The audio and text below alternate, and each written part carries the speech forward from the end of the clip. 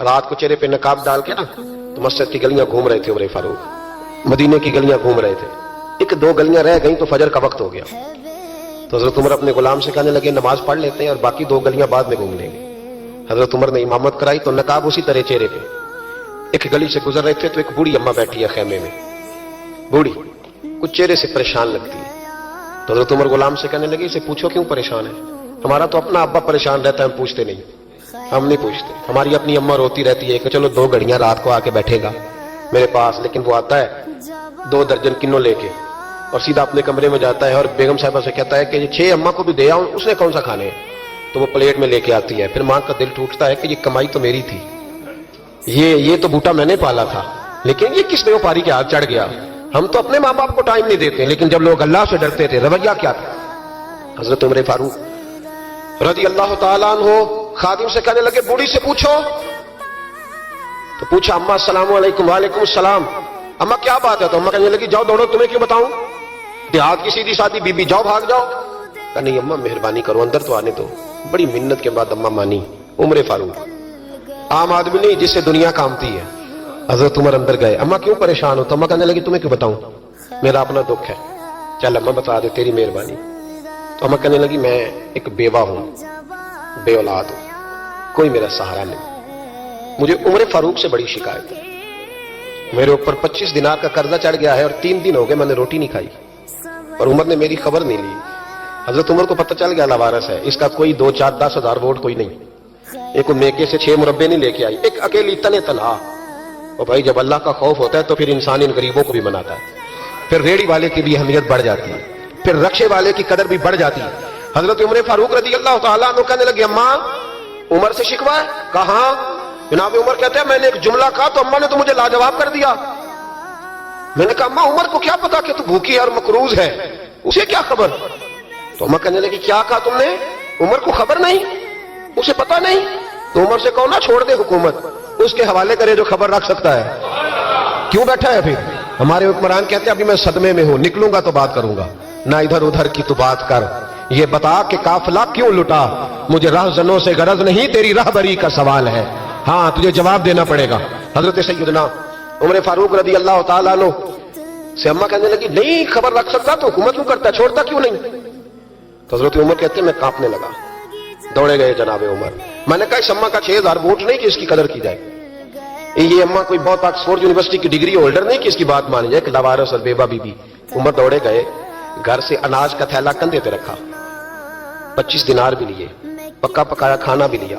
خادم کہنے لگا حضور مجھے دے دے میں اٹھا لیتا ہوں. تو حضرت عمر فرمانے لگے چل وعدہ کر قیامت کے دن بھی میرا بوجھ اٹھائے گا.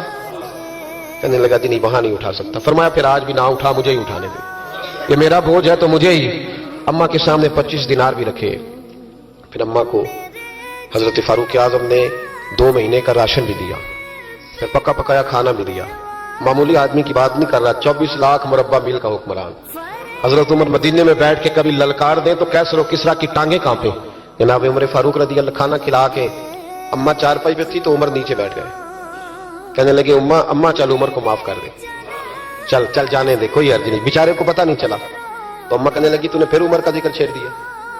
بیٹے میرے کھاؤ بڑے گہرے ہیں، میرے زخم بڑے سخت ہیں، کلیجہ پھٹے تو تجھے دکھاؤں کتنی تکلیف میں ہوں.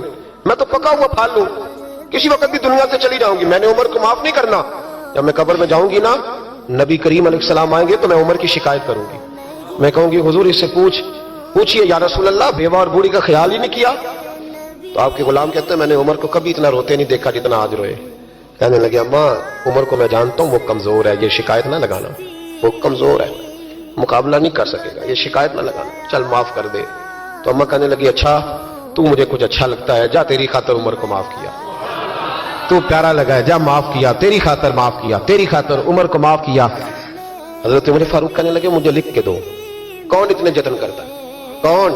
کسی سے کہنا جا اپنی اماں کو منا لے تو کہتے ہیں نہیں نہیں میری غلطی کوئی نہیں تو مناؤں کس بات پہ، ہمیں تو 20 دلیلیں آتی ہیں. جا ابا کے پیر پکڑ لے. پتہ ہے نبی پاک علیہ السلام نے فرمایا جس کا باپ راضی ہوگا اسی کا اللہ راضی ہوگا، اور جس کا باپ ناراض ہوگا وہ سارا دن وظیفے پڑھے اس کا اللہ راضی. یہ ابو داؤد شریف کی حدیث ہے. نا جی بڑی مہربانی پیسے نہ لائیے گا. اب بات سنیں، وہ بھی میں سمیٹنے کی طرف آ رہا ہوں، ختم کر رہا ہوں، آپ میری بات پہ توجہ رکھیں.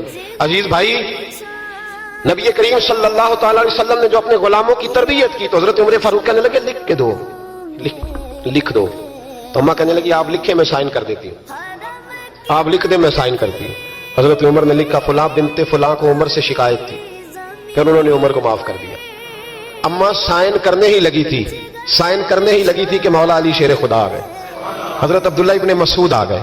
اوہو عمر یہاں بیٹھے ہوئے ہو، میں سارے مدینے میں تلاش کر رہا تھا، یہاں بیٹھے ہو، وہ کچھ لوگ ملنے آئے، نکلو. اماں نے سنا کہ یہ عمر تھے تو اماں اٹھ کے کھڑی ہو گئی.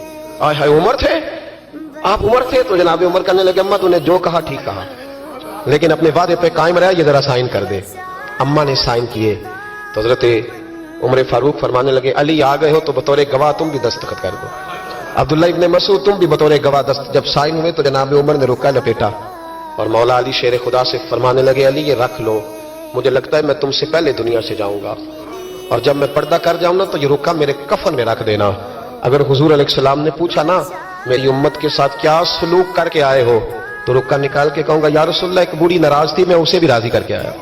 حضور یہ میں راضی. بھائی جب تک ہم اللہ سے نہیں ڈرتے